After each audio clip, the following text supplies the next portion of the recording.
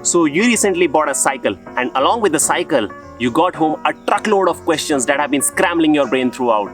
In this video, we'll be answering all your cycling related questions if you're just starting up. Stay tuned. So to answer your truckloads of questions related to cycling, we needed somebody who has truckloads of experience. That's why we have called Ashwin on the show. Welcome, Ashwin. Hello, good to be here. Ashwin is a two-time Tour of Nilgiri's rider. He is an Ironman 70.3, a randonneer, and a race director. Having cycled in almost all types of terrain across India, he comes with over 35 years of cycling experience. He has ridden in Spiti, Kumaon, Himachal, Ladakh, and all those places that you would really want to ride in. Ashwin is now a mentor to cyclists and cycling clubs. So Ashwin, since you have been cycling since the age of 8 years, what would be your advice to anyone who is starting out with cycling? Yeah, very good question, Jaswin, because I ride with new cyclists all the time because I love interacting with them. This is something that has changed over the last 40 years of my cycling. When we began cycling and when I've been continuing cycling throughout these years, we cycled for a very simple reason that it fulfilled something very deeply personal. Whether it was going out and seeing different places, whether it was the joy of meeting new people, whether it was the thrill of climbing up a hill. Today, with social media coming in, there's a lot of other layers that are coming in. While that is all beautiful, while I want you all beginners to share your stories on social media, we would love to see what you're doing, where you're riding. My little advice here is, in the initial stages, don't get too carried away with metrics like how many kilometers did I do. Don't get competing, because one thing that happens on social media is getting into a competition, Jaswin. Exactly. So there are great apps, Strava, there's Endomondo, you can use Garmin, Sunto. Use them. It's good to see where you're going. It's always encouraging to know that I could, ride so many kilometers. Yeah. But don't get too soon into at the speed of what, and you've done 100, I can do 110. Yeah. Or we are going to Murthal, can I go to, say, Panipat? I know I've done a lot of randonneering myself. Don't jump into randonneering unless you've done all the basic steps. So the one thing that I would like to tell all beginners is, give yourself time away from the hustle bustle of competing. Initially, I give an example here of cycling is all about love. Okay, you love the bike, that's why you're riding. Look at the bike and you as marrying each other. And when you married each other, what do? You go out for a honeymoon. That time you don't take people around with you, I hope. So similarly, take the first few months of your love with your new cycle as a honeymooning period where you get to know the bike gets to know you, you fall in love, understand what really is your way of cycling, get the joy of cycling, and once you feel comfortable and your muscles are developing and you feel like enjoying, then of course you go out and do your thing, do your brevets, do whatever else you want. But not too soon. Give yourself that honeymooning. I think that is a great mindset to have. The second point is a very basic point which we all take for granted and not been told when we buy cycles, because a lot of cycle sellers think that this is something taken for granted. The tire pressure, the air pressure in your bike. Earlier, when you have bikes, any pressure would be okay because you're just moving across the city a little bit here and there. But with these bikes, you want to do a little better. You want to be comfortable with speeds. Right. So you need to make sure, especially a road bike like this, or even a hybrid or an MTB, you have to make sure that every time you ride, the air pressure must be within those limits or whatever you want it to be. So if it's 100, 110 for your road bike, 120, make sure it is exactly that. Also make sure, so for example, if it's an MTB with 50, 55, make sure it's that. You will be surprised if your cycle is lying unused for almost a week, the PSIs could drop by almost 4 or 5, and that will actually have a lot of impact on your riding. And try it out every day in the morning, fill it up and enjoy the rolling that goes with it. Yeah. And you won't get injuries also. So that's the second point. Yeah. Having the appropriate tire pressure at all the time. Absolutely. Okay. The third, before we get to the questions that you're waiting for, we overestimate our capacity when we get out riding.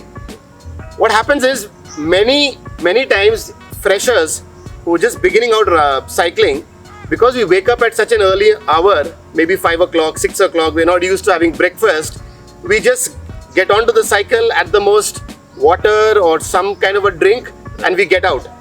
I think that when we get out, we're not doing 5 or 6 kilometers. You may want to do 20, you may want to do 30, and that's when you realize you need to eat something before you ride. So always make sure, even if it's a 20 kilometer ride, 30, 40, depending on what you want, make sure you grab a small bite before you ride, preferably half an hour before you sit on the saddle. Something that gets digested very easily, maybe a boiled egg, a boiled potato, a peanut butter sandwich. That's great. And carry a banana with you. If you feel hungry, have a little bite, but don't eat too much at one time.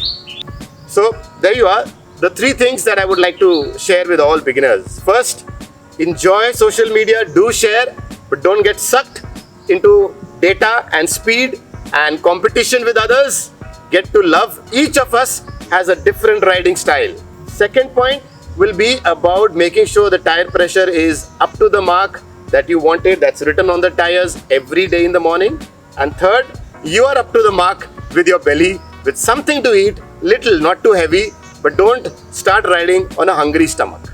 So it's time to start off with the most interesting part of the video, where we'll be answering all the questions that you have posted on the Cyclop Facebook group. We'll be taking about 10 to 12 questions, which should address almost all your queries. Let's get started. Can't wait. Shoot. So the first question that we have is from Rajesh PB. He has asked, which is the best cycle to start with? Is it an MTB, roadie, or a hybrid? So there are 2 ways to look at it. Earlier it used to be for Indian conditions, which is the best bike. The good news is Indian conditions today and the cycles today are such that all of them can be really great. If you take any place, so a road bike is great. I think the real question is, what is your fitness level? What is your flexibility in the body? A cycle like a road bike is more demanding from the posture. You need a little more technique.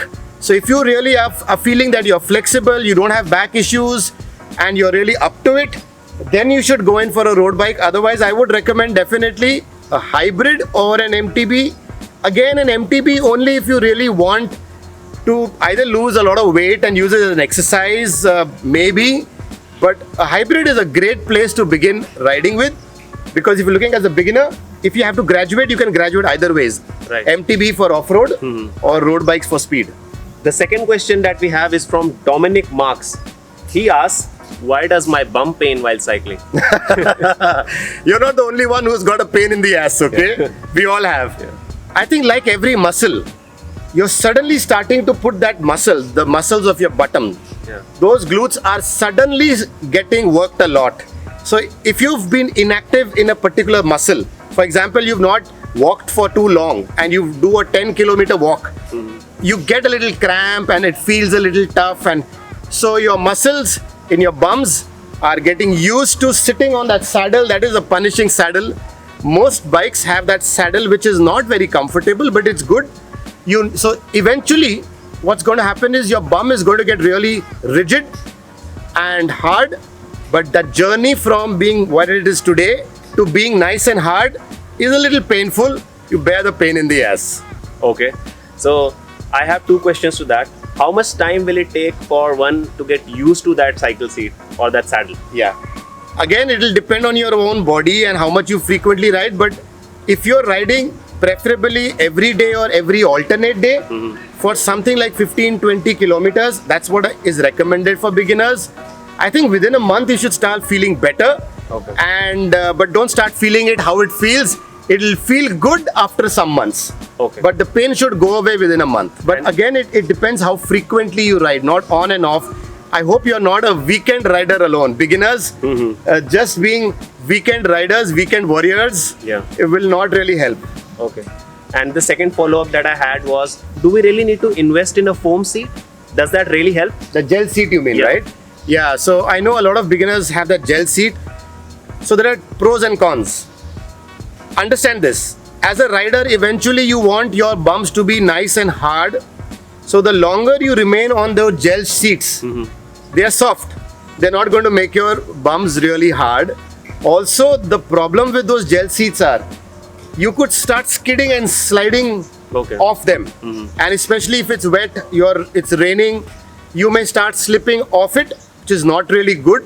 So it's better to have gel shorts which have got gel paddings inside it, Okay. which we'll come to later Right. in the attire, but preferably not to have those really padded ones.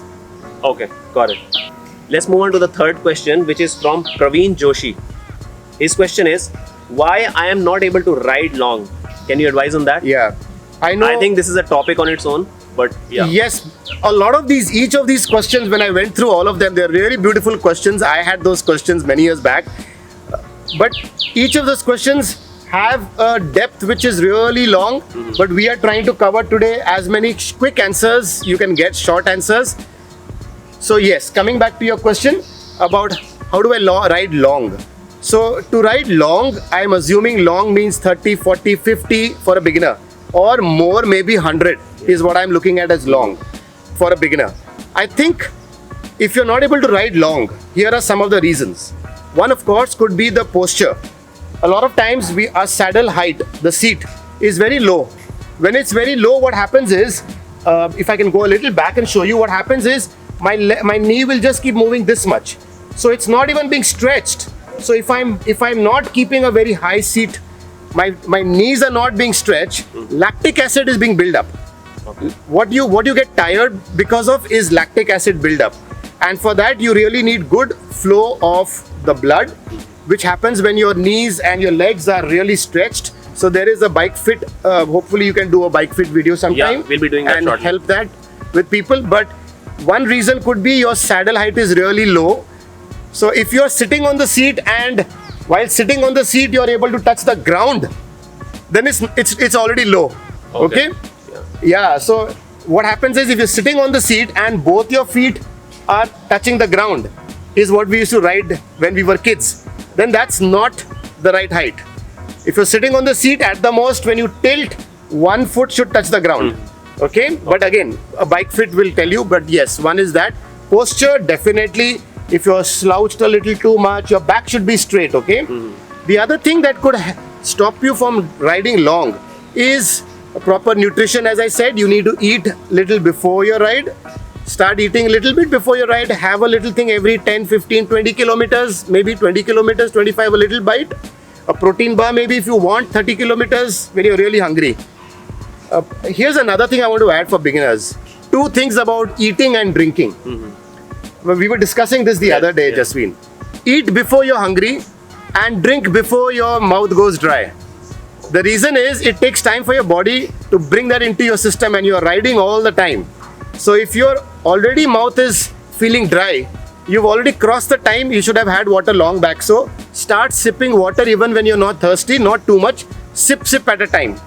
Overhydration is as bad as dehydration. Right. And eat before you're really hungry.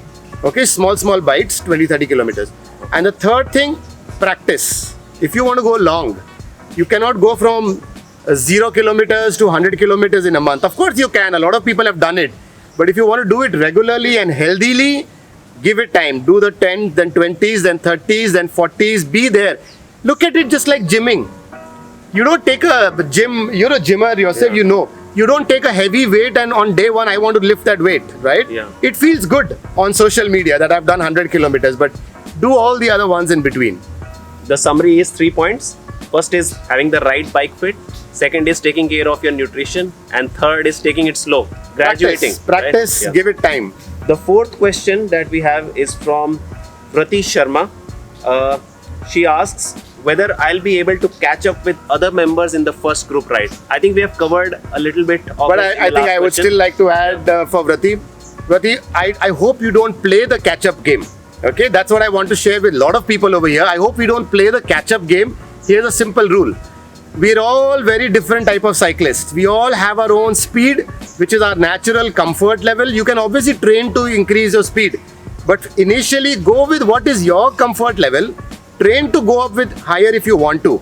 So I remember doing the tour of Nilgiris with my wife, and you know, you're doing almost 1000 or 1200 kilometers across the South India with your wife.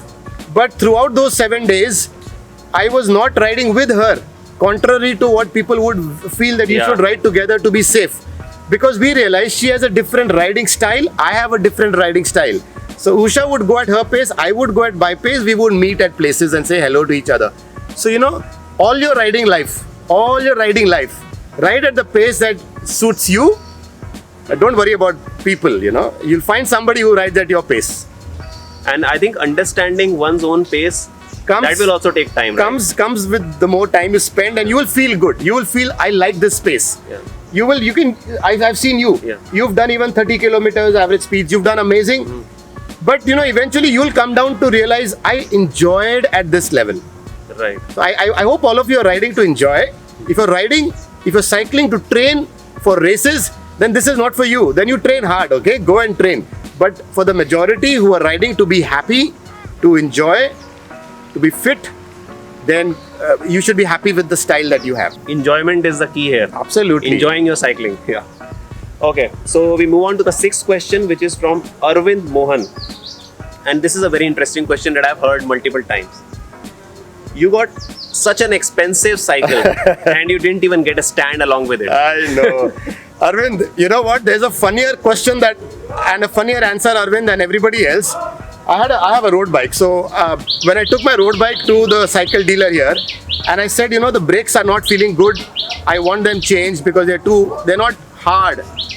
And he said, throw the brakes away. Why do you need brakes? I said, come on. We don't. He says, your cycle is meant for speed. It should not stop. So therefore you should not have brakes. So you know what? It's not a funny question. Yeah. There are funnier questions. Here's the answer for you. It's for safety. If you are riding on an MTB, the MTB is designed, it's a mountain terrain bike. If you are going to ride on mountains, you're going to have rocks on the side and you don't want your stand to touch the rocks. Also, when you are moving on places which don't have really good things, or you're cycling on the road and the spring of the stand suddenly gets loose. Okay. Imagine the risk by it hitting the ground.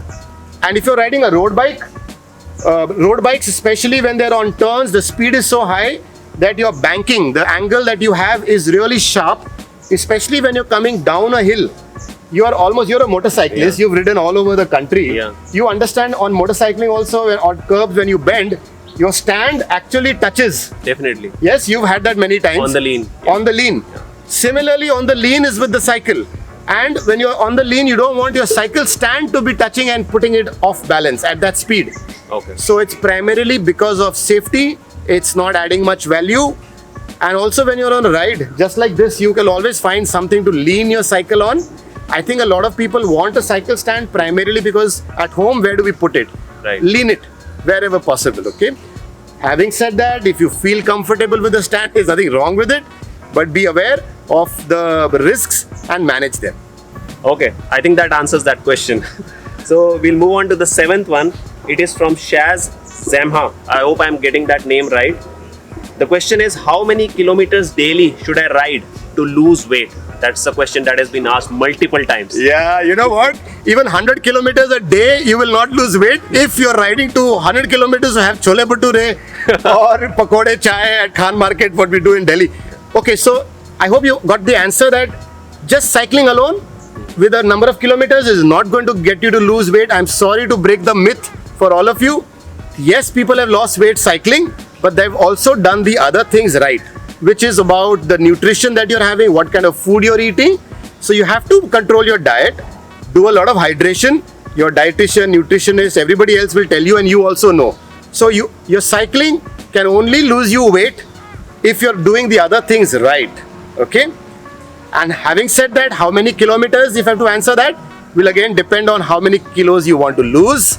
But I think you'll get your answers when you start doing those things right, controlling the diet you have on the day, also controlling the kind of hydration, and it definitely helps you lose weight if you do it the right way. Great, and I think I would like to add something to that. And my personal experience, I think losing weight is about a simple formula: calorie in and calorie out. Yeah. If you are burning more calories than what you are consuming, you'll definitely lose weight. Whether it be with cycling or with normal gymming or any sort of exercise that you do. So keep control of what you are eating and track of it. Yes. And burn more than that, you lose weight. And just to add, when you're looking at kilometers, it's not really the kilometers that you ride, it's how you ride. Because it's all about burning fat. So you have to actually go at a speed which is spinning your legs, rather than a lot of people want, I've done 30 kilometers at full speed. But if somebody has just done 15 kilometers at not that speed, but spinning with the cadence, what we call cadence, you're burning more fat. Okay. So it's not the kilometers that's going to lose you weight. It's how you're riding also that makes you lose weight. Go for a higher cadence. Okay. Higher cadence means the number of times your feet are moving. Okay. The pedals per minute. So revolutions per minute. Okay. So if these are your feet, then this is the cadence, and this is faster cadence, this is slower. So when you're going really fast, you're actually on the hard gears and your feet are like this. Ta, ta. But when you're actually going slow, like this, but you're actually losing more weight here than hard rides. Okay. So the 8th question that we have is from Karthik PV. He asks, where can I learn basic cycling maintenance and repairs, and what sort of toolkit should I carry with me on long rides? Very good question, Karthik. For you and everybody else, it's a very, very important you ask this question. You have to take care of your bike. I hope you do a whole video on this, because it's a very detailed subject. But very quickly, the things that you need to take care of are the chain set, the brakes, and how do you take in and out the wheel from the whole frame, and how do you replace tubes and tires if you want to. So these are the things that you need to learn. As far as cleaning up and maintenance is concerned, you have to make sure that the chain is always clean at all points of time. If there's little dirt, dry cloth, a little dry lubricant if you're in a dry place. If it's raining, slushy, little wet lubricant. Make sure you don't use a local very thick grease or oils. It'll collect too much of dust and dirt, which creates problems for your gears. You can always come back, spray if it's too dirty, but quickly clean it up with a hair blower, maybe hair dryer or a dry cloth, and don't let it rust. No part should be ever rusted. Okay. For tools to carry will depend on what tools you know how to use. So if you can actually change the tube, if it's a flat, then you need to carry a spare tube. You need to carry these levers. You need to carry a portable pump with you, a small one handy. Also, if you feel that you can actually want to repair the puncture, then you can take a puncture kit. But my suggestion is, unless you're in a event where you have to do it, I would suggest just carry a spare 1 or 2 tubes also if you want. Just change the tubes rather than spend time in repairing the bike. And you can also always carry these Allen keys, okay? So these Allen keys, you also get these whole tool kits. They're very nice. They have a lever in it also, and this. But you should know where to use these. Quickly, where to use these are in tightening things that may just get loose, like maybe some handlebar positioning, the seat goes up and down maybe sometimes. That's something where you can do with maintenance. I think we have covered a lot of basic things here, and that is all I think we need as beginners to get started. So time to move on to the 9th question, and the 9th, 10th and 11th questions are pretty interesting. So the 9th question is from Ibrahim. He asks, is it necessary to wear my regular underwear under bib shorts? You know what? The tough part about me is visualizing what your regular underwear must be like, because you did explain that. But the good part is, irrespective of what your underwear is, we don't wear underwears under your cycling pants, and I'll tell you the reasons for that. Your cycling trousers or pants that you call shorts, they always have a gel padding inside it, okay? So the gel padding serves all these purposes. So first of all, the gel padding, prefer not having a foam padding, prefer having a gel padding. So the gel padding actually keeps all your assets that you're worried about safe, because they hold it properly. Second thing is, they're also absorbing sweat. Okay. So it actually is important that you allow that whole thing to be breathable and to absorb the sweat, which your underwear will actually stop. And the third part is, the linings of our underwears can actually create rashes and when it's rubbing. So no, you don't need to wear anything under this. The 9th question is from Prakash, and he asks, does cycling cause impotency? Prakash, very good question. I can tell you yes and no, okay? Both. A lot of people are wondering. Good for you. I'm alive here. I have been cycling for 40 years actively. I've got 2 beautiful daughters. So definitely on a road bike, the answer is not that it causes. I'll tell you what the real problem with cycling is. it causes problems which will, how do we put it, not allow you to test your impotency, okay?